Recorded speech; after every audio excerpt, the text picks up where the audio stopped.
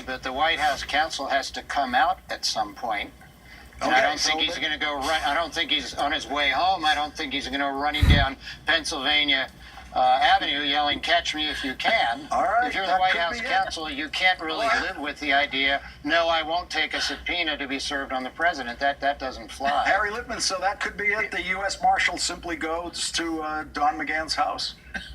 Yes, well, two different points. One's trivial, but one's really serious. In terms of serving the initial subpoena, you asked Ty Cobb to accept service for the president. Ty Cobb says yes. Otherwise, somebody follows around the president or a security guard, but it would never come to that. But if in the second scenario that Jill Wine-Banks talked about, if it's been ordered to seize the documents and the president actually says no and disobeys, it's a bigger problem than the marshal being at the Iron Gate. That's a straight out defiance of the court. That's just an anti-constitutional maneuver.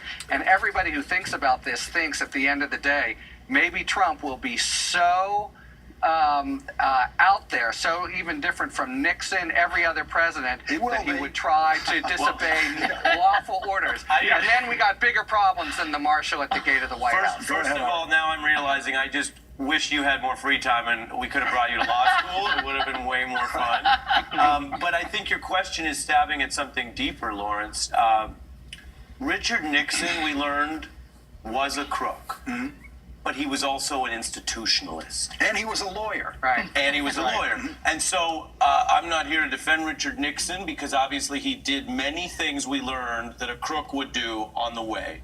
But in the end, in the ultimate balance, there was a part of him that was an institutionalist. And even though there was missing minutes on the tapes, they did comply with the Supreme Court order on the tapes. Yes. And he did ultimately resign when he learned what the Congress thought. I don't know legally if Bob Mueller will find whether Donald Trump is or is not a crook. We report on that. That's what the investigation's about. I do know that Donald Trump now is not an institutionalist. And so the question you raised, the deeper question of what happens when you have someone who is the head of an institution, but not only defies institutionalism and respect for it, but seems to delight in it and welcome it and seek it. Those are the profound questions that I think tonight are on display because we've learned now about 2 potential Saturday night massacres. And I That's now exactly think right. about, I wonder what is going through the mind of one Paul Ryan. Because at some point in what you just said, Ari, is the question of we don't know what the Congress thinks about it.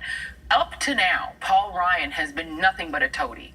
He has been nothing but a supplicant to Donald Trump. He has allowed every degradation of the institution of the presidency while the co-equal branches of government lay around just in supine terror of him tweeting at them.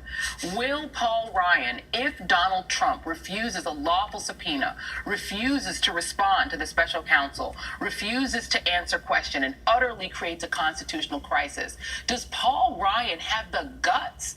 Does he have the courage to stand up to the President of the United States? He has shown absolutely no courage. Zero up until now. None. But it will be on Paul Ryan at that point to defend the institutions of this democracy. I don't have any faith in him.